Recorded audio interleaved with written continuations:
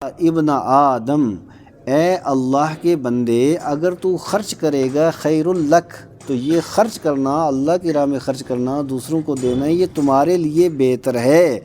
اور اگر تو اسے روک کر رکھے گا تو شر الک، تو یہ تیرے لیے بہتر نہیں ہے، یہ تیرے لیے شر ہے۔ یعنی اگر خرچ کرے گا تو وہ خیر ہے تیرے لیے، اور اگر خرچ نہیں کرے گا تو یہ شر ہے تیرے کے لیے۔ اور پھر آگے ارشاد فرمایا کہ ہاں اتنا انسان اپنے پاس روک سکتا ہے جو اس کی ضرورت ہو، ضرورت سے زیادہ ایسے پیسے جمع کر کے رکھنا اور اسے راہ خدا میں اور کار خیر کے اندر نہ خرچ کرنا، تو یہ مال شر بن جاتا ہے، کیونکہ وہ تو چلا جاتا ہے اور چھوڑ کر کے جاتا ہے، استعمال بھی دوسرے کرتے ہیں اور حساب اس کو دینا پڑتا ہے۔ اس کی شروعات ان لوگوں سے کر جو تیرے ماتحت ہوں، یعنی سب سے پہلے جو اپنے اعزہ ہوں، اقربا ہوں، اور اسی طریقے سے جو اپنے قریب ہوں اور وہ ضرورت مند ہوں، حاجت مند ہوں، تو وہاں سے شروعات کرنی چاہیے، ان کو دے کر کے پھر باقی والوں کو بھی دے سکتا ہے۔ اور اللہ کے پیارے محبوب صلی اللہ علیہ وسلم نے ایک بہترین قاعدہ ہمیں عطا فرمایا، وَالْيَدُ الْعُلْيَا خَيْرٌ مِّنَ الْيَدِ السُّفْلَىٰ، کہ اوپر والا ہاتھ جو ہے وہ نیچے والے ہاتھ سے بہتر ہے۔ اور یہ اس وجہ سے بھی کہ کچھ لوگوں نے تو اپنا ایک وتیرہ اور اپنا طریقہ بنا رکھا ہے کہ وہ اکثر مانگنا شروع کر دیتے ہیں، حالانکہ ان کو ضرورت نہیں ہوتی۔ اور یہ حدیثیں آپ کئی بار سن چکے ہوں، اللہ کے پیارے محبوب الاسلام نے ارشاد فرمایا کہ جو آدمی سائل بن جاتا ہے اور سوال کرنا اس کی عادت بن جاتی ہے تو اس کی محتاجی کبھی ختم نہیں ہوتی۔ اس وجہ سے جو آدمی دیتا رہتا ہے پھر اللہ تبارک و تعالیٰ بھی اس کو عطا فرماتا رہتا ہے۔ اور حضرت ابو ہریرہ رضی اللہ تعالیٰ عنہ حدیث کے راوی ہیں، بیان کرتے ہیں مصطفیٰ کریم صلی اللہ علیہ وسلم نے انہوں نے یہ سنا کہ دو آدمیوں کی مثال، ایک وہ ہے جو دیتا رہتا ہے، اور دوسرا وہ ہے جو نہیں دیتا، یعنی ایک سخی ہے اور ایک بخیل ہے۔ تو منفق یعنی جو بانٹنے والا، دینے والا، اللہ کی راہ میں خرچ کرنے والا، اور بخیل، ان دونوں کی مثال دیتے ہوئے اللہ کے پیارے محبوب الاسلام نے ارشاد فرمایا، جیسے لوہے کی ایک زرہ انہوں نے اپنے بدن کے اوپر، یعنی ایک واسکٹ لوہے کی پہن رکھی ہو، تو اب جس وقت بخیل اپنا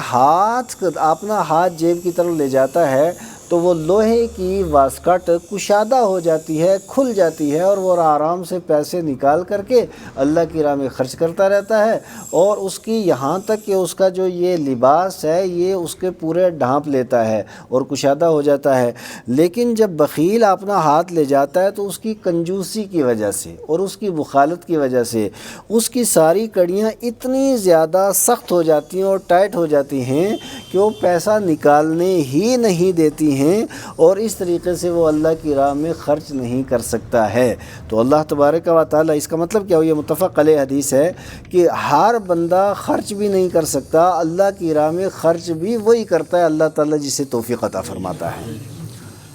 حضرت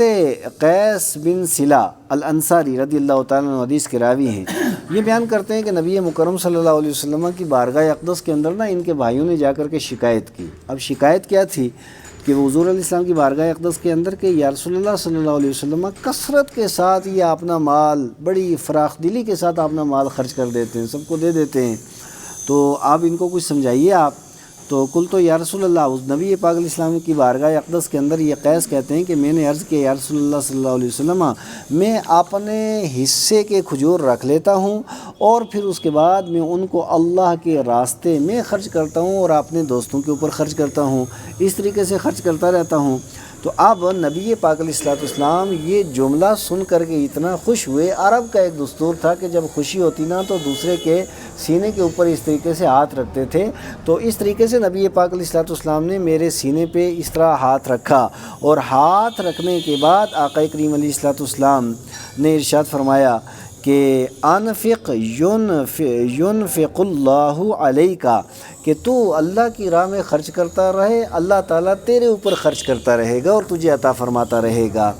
اور ارشاد فرمایا کہ یہ 3 بار نبی پاک علیہ السلام نے ارشاد فرمایا کوئی بات نہیں، تو خرچ کرتا رہو اور اللہ تبارک و تعالیٰ تجھے عطا فرماتا رہے گا۔ تو فرماتے ہیں کہ اس کے بعد فلما کان بعد ذالک خرجت فی سبیل اللہ، جس وقت میں اللہ کی راہ میں اس وقت میں نکلا نا، میرے پاس ایک سواری کے علاوہ اور کچھ بھی نہیں تھا۔ آگے فرماتے وانا اکثر اہل بیت اليوم وایسر، اور وایسرہ، کہ اب معاملہ یہ ہے کہ میں جب اللہ کی راہ میں خرچہ کرتا رہا تو اس کا صلہ اللہ تبارک و تعالیٰ نے یہ دیا کہ اس وقت میرا گھر بھی سب سے بڑا ہے اور اللہ تعالیٰ نے سب سے زیادہ فراخی بھی مجھے عطا فرمائی ہے، یعنی سب سے زیادہ مال بھی اللہ تعالیٰ نے دیا، اولاد بھی اللہ تعالیٰ نے دیا، اور یہ مال و اولاد گھر ساری چیزیں اللہ تعالیٰ نے اس وجہ سے دی تھیں کہ نبی پاک علیہ الصلوۃ والسلام نے ارشاد فرمایا تھا انفق ینفق،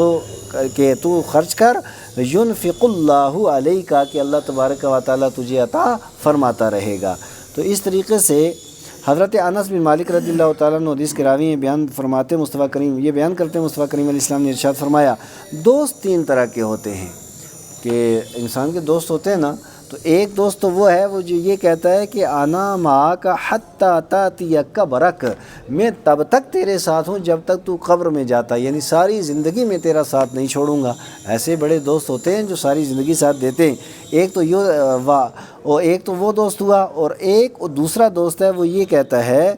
کہ میں تیرا دوست ہوں، اور جو بھی تو دے گا یا تو روکے گا، تو جو تو دے گا اور جو تو روکے گا وہ تیرے لیے نہیں، وما امسکتا فلیسا لکا، جو تو روک کے رکھے گا وہ تیرے لیے ہے ہی نہیں، فذالک مالک، وہ تیرا مال ہے، یعنی جو تو نے دے دیا وہ تو تیرا ہے، لیکن جو تو نے روک کر کے رکھا وہ تیرا نہیں ہے۔ یہ بھی دوست ہے، اور یہ دوست تمہارا مال ہے، کیونکہ مال بھی تو دوست ہوتا ہے نا، وقت کے اوپر کام آنے والا۔ لیکن اب یہ ہے کہ جو خرچ کر دیا وہ تیرا، اور جو خرچ نہ کیا وہ تیرا نہیں ہے، یہ تیرا مال ہے۔ اور پھر اس کے بعد ارشاد فرمایا کہ تیسرا دوست جو ہے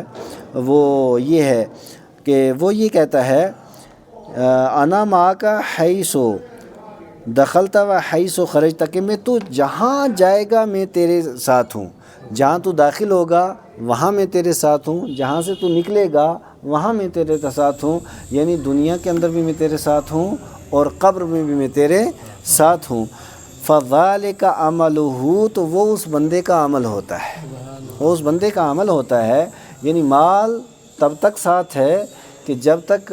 وہ اللہ کی راہ میں خرچ کرے گا، اور جو نہیں کرے گا وہ تو ساتھ چھوڑ دیتا ہے۔ لیکن عمل ایسا ہے کہ جو دنیا کے اندر بھی بندے کے ساتھ ہے اور آخرت میں بھی بندے کے ساتھ ہے۔ ارشاد فرمایا کہ میرے لیے ان سب میں سے جو ہے وہ بہتر کون ہے؟ وہی عمل جو انسان دنیا کے اندر کر جاتا ہے، اور کرنے کے بعد پھر جو اسے دنیا و آخرت کے اندر کام آتا ہے۔ اللہ تبارک و تعالی ہم سب کو ان احادیث مبارکہ کے اوپر عمل کرنے کی توفیق عطا فرمائے۔